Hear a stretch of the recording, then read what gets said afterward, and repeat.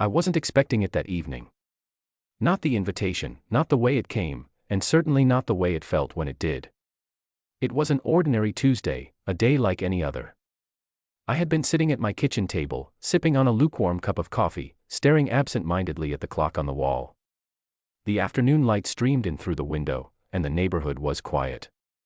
I hadn't seen much of anyone lately, to be honest. Life had settled into a comfortable, predictable rhythm. I had a few acquaintances here and there, the kind you wave at when passing, but nothing more. My name's Jack, and I'm in my mid-60s. There's nothing particularly remarkable about me. I've lived in this house for decades. It's a modest place, built in the early 70s, and it hasn't changed much since then. The grass gets cut, the hedge is trimmed, just the essentials. I'm single, have been for years, and I've gotten used to the quiet. The neighborhood has changed in that time, of course. A lot of the younger folks have moved away, and now the houses are mostly occupied by families or older people like me. But there's one exception, Lila. She moved in next door last year, and while she's not young, she's a lot younger than me, maybe in her mid-50s. I'd seen her around, but we hadn't talked much. She's got a kind face, always smiling, always waving, but that's about where it ends. I think she knows how to have a good time, judging by the small gatherings she hosts in her backyard, the laughter that sometimes drifts over the fence on warm evenings. I can't say I was ever drawn to join them, those sorts of parties always seemed to be more her thing than mine, but that night was different. It happened around 6:30, just as I was about to settle down with a book and the remnants of my coffee. There was a knock on the door. At first, I thought it might be a mistake, someone looking for their lost dog or a kid selling something. But when I opened it, there stood Lila, holding a bottle of wine in one hand and a friendly smile on her face. "Hey, Jack," she greeted me warmly. "How's it going?" I was caught off guard. I wasn't used to such unexpected visits. I'm not exactly the life of the party, and it seemed strange that she'd come over to talk to me, of all people. Good, I said, unsure how to respond. "Everything's fine. How about you?" She smiled again, that same easy smile that always made me feel like I was a little bit of a stranger in my own neighborhood. "I'm doing well. Listen, I'm having a little get-together tonight, just a few friends, and I thought you might like to join us." She held up the wine, her expression hopeful. "It'll be casual. Nothing fancy. Just some food, music, and good conversation. Thought it might be nice to have you there." I blinked, unsure of how to process her invitation. I didn't really know Lila well enough to be invited to anything, let alone a social gathering. But there was something in the way she looked at me, warm and genuine, that made me feel a little silly for hesitating. "You sure you want me there?" I asked, the words sounding awkward as they left my mouth. "I mean, I don't know if I'm much of a party guy these days." Lila laughed softly, a light, melodic sound that seemed to fill the air between us. "Jack, it's not a party, she said, her eyes twinkling. "Just some good folks, a little food, and a lot of conversation. It'll be nice. I promise." I thought about it for a moment, the kind of moment that stretched out a bit longer than I was comfortable with. I wasn't exactly thrilled about the idea of mingling, of being social in that way. But there was something about the way she spoke, something about the ease in her voice that made me think maybe it wasn't such a bad idea. Maybe I'd been too set in my ways for too long. "All right," I said, the words almost surprising me. "I'll come by." "What time?" She smiled, her face lighting up. "Great. Just come by around 8. It'll be good to see you." And with that, she was gone, disappearing back into her house next door as if nothing unusual had happened. I stood there for a moment, the door still ajar, staring out at the empty street. The invitation lingered in my mind, settling in a strange place between excitement and hesitation. Was I really going to do this? After all these years, after so much time spent on my own, was I really going to step out of my comfort zone for a party I wasn't sure I even belonged at? But, deep down, something about the invitation felt right. Maybe it was just the novelty of it. Or maybe, just maybe, it was the reminder that I wasn't as invisible as I sometimes felt. That someone, even if it was just Lila, saw me. I glanced at the clock again. It was only 6:30. I had an hour and a half to prepare. The thought of getting ready for a party, for mingling with people I barely knew, made me uncomfortable, but there was something else too, something that tugged at me, urging me to go. Maybe it was time for a change, for a new chapter. Or maybe it was just the human need for connection, something I hadn't realized I missed until it was offered to me. I stepped back inside, closing the door behind me. The quiet of my house seemed to press in on me as I wandered into the living room, trying to figure out what to wear. The old familiar routine had been broken, and the unfamiliarity of the invitation made me feel a strange mix of anticipation and doubt. But as I looked out the window, I caught a glimpse of Lila through the blinds. She was setting up her backyard, placing lanterns on the table, arranging chairs in a circle. There was a quiet, almost poetic grace to the way she moved, and I wondered for a moment if I was stepping into something more than just a simple get-together. Maybe it was the first step toward something unexpected, something I hadn't even realized I was missing. I didn't know what would come next, but I had a feeling that by the end of the night, I might not be the same person I was when I stepped out the door. I stood there for a few more moments, taking it all in. Then, with a deep breath, I changed into something a little less casual and went outside. The evening awaited. The first thing I noticed as I walked across my lawn toward Lila's house was the sound, the soft hum of music, the occasional burst of laughter that floated through the air, and the clink of glasses. It wasn't what I expected.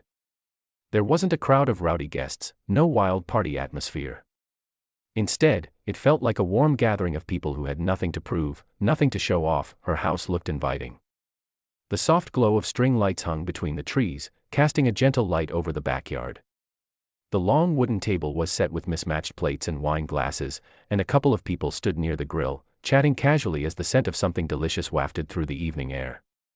The atmosphere was calm but not dull. It felt genuine, in a way that was hard to describe. There was something about the setting that made me feel like I wasn't stepping into a party, but into something more personal, more intimate. I took a deep breath, still uncertain about this whole thing. But I couldn't turn back now. As I stepped into the backyard, Lila saw me immediately. She smiled, her eyes lighting up as she walked over to greet me. She was wearing a simple white blouse and dark jeans, her hair pulled back in a loose ponytail, but there was an ease to her, an air of comfort in her own skin.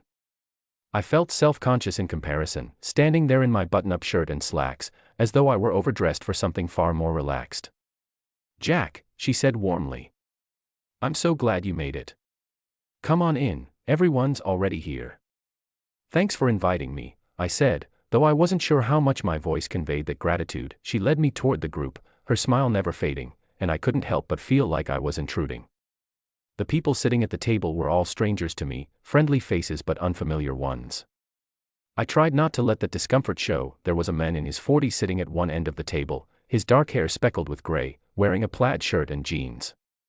He had a weathered look to him, like someone who'd lived hard but was at peace with it.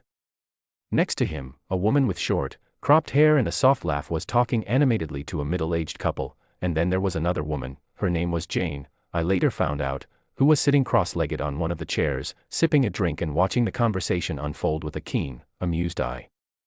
"Everyone, this is Jack, my neighbor," Lila said, her voice light and welcoming.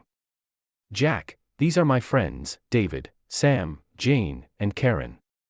There were polite hellos all around, and everyone greeted me with warmth, even though it felt like they were all already familiar with each other. It's funny how quickly you can feel like an outsider, even in the most open spaces. But they were kind, genuinely interested in making me feel at ease. I took a seat next to David, who was the man with the graying hair.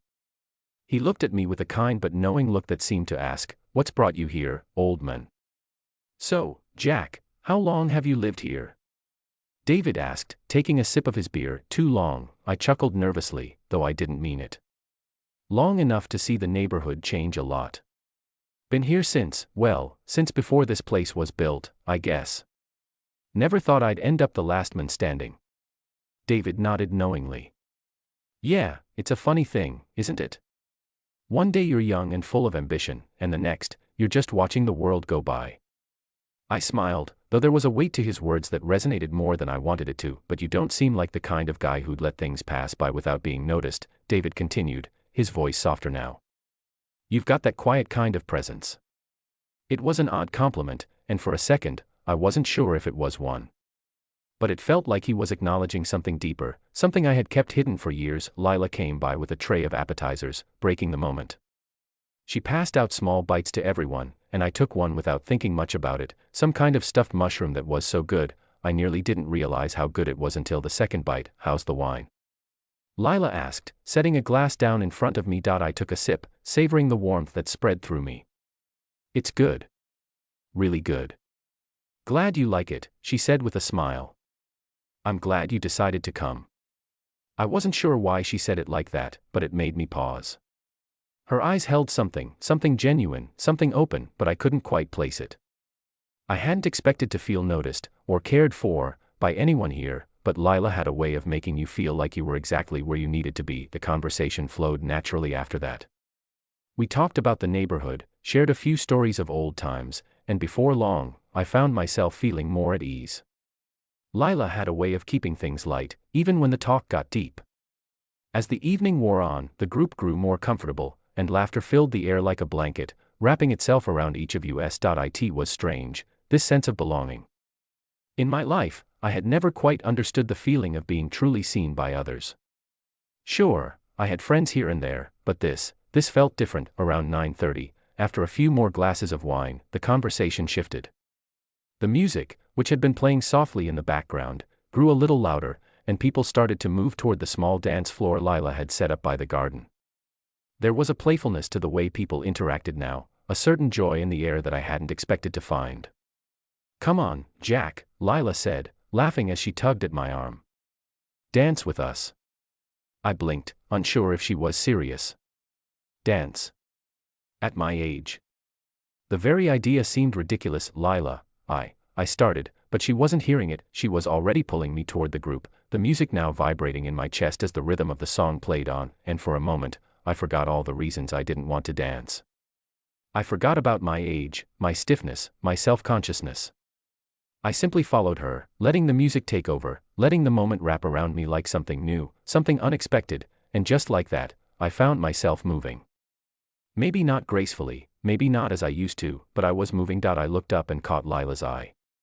Her smile was wide and genuine, and I saw something in it, something more than just an invitation to join. She wasn't just inviting me to dance, she was inviting me to be part of something. In that moment, I wasn't a stranger.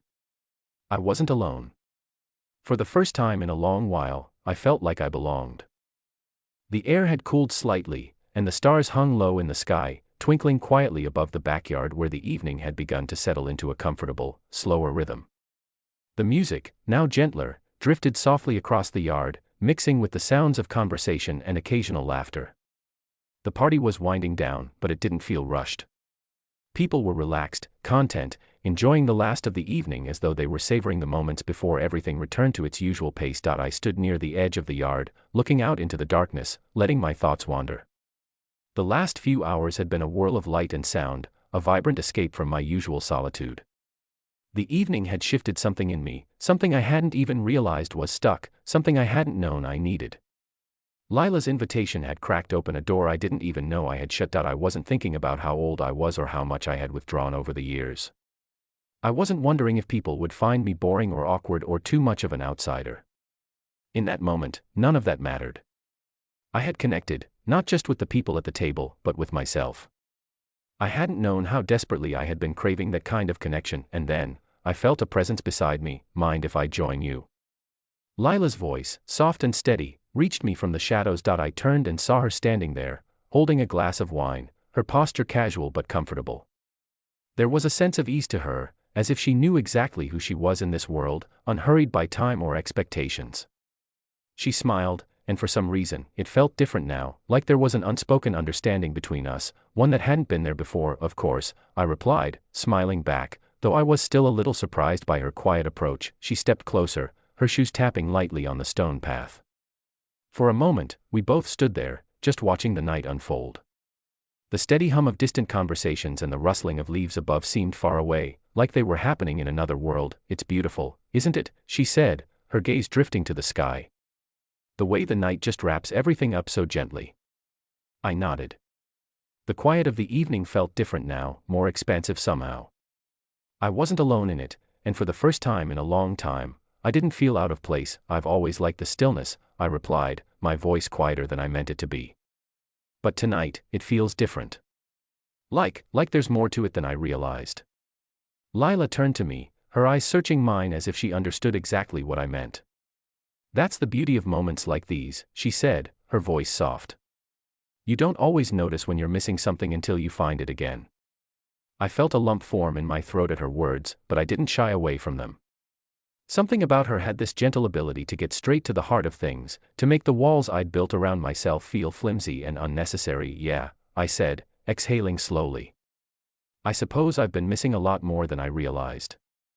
We both fell quiet again, the weight of the night, the wine, the music all working together to slow everything down to a comfortable pace. It wasn't uncomfortable silence, it was just a natural space to breathe, to let everything settle. So, she said after a moment, breaking the stillness. What do you think?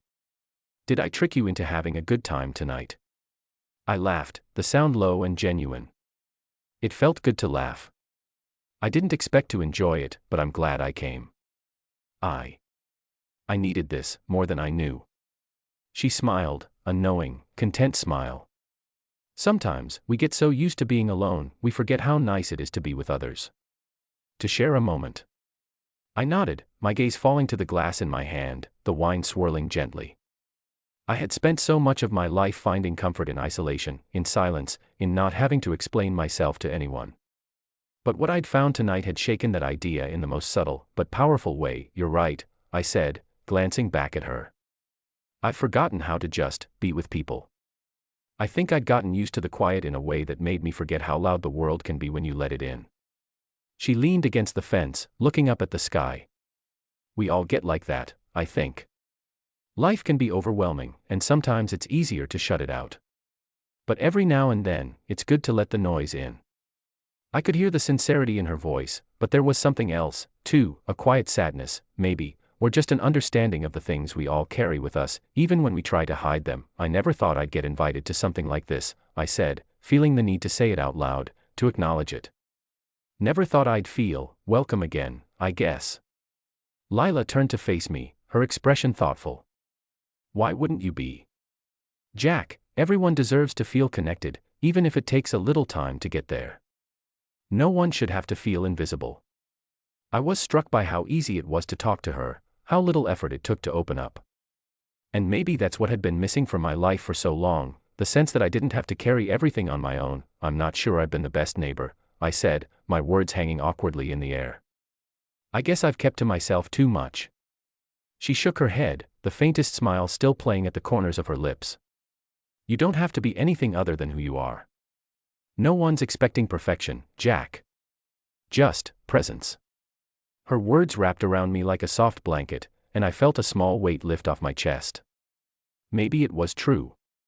Maybe I didn't have to be anything more than I was. Maybe it was enough to simply show up. The others were starting to gather their things, preparing to leave. The evening was nearing its end, but there was still something in the air, an unspoken promise of more moments like this. Maybe not tomorrow, maybe not even next week. But moments where I didn't feel so alone in the world. I stood there for a while longer, talking quietly with Lila, watching the last few people trickle out of the yard. The warmth of the evening lingered, but there was something new in it now, a sense of possibility. As I turned to head back toward my house, Lila gave me a smile, a soft, understanding smile, one that spoke volumes without saying a word. Thanks, Lila, I said, feeling the words more deeply than I expected. She nodded, the smile still there, quiet and real. Anytime, Jack. Anytime. And as I walked back to my home, I realized that something in me had changed. Not just because of the night or the party, but because of the realization that sometimes, the smallest of invitations, like a simple gesture of kindness, could open doors to something much bigger. I wasn't sure where this new chapter would take me, but for the first time in a long while, I felt open to finding out.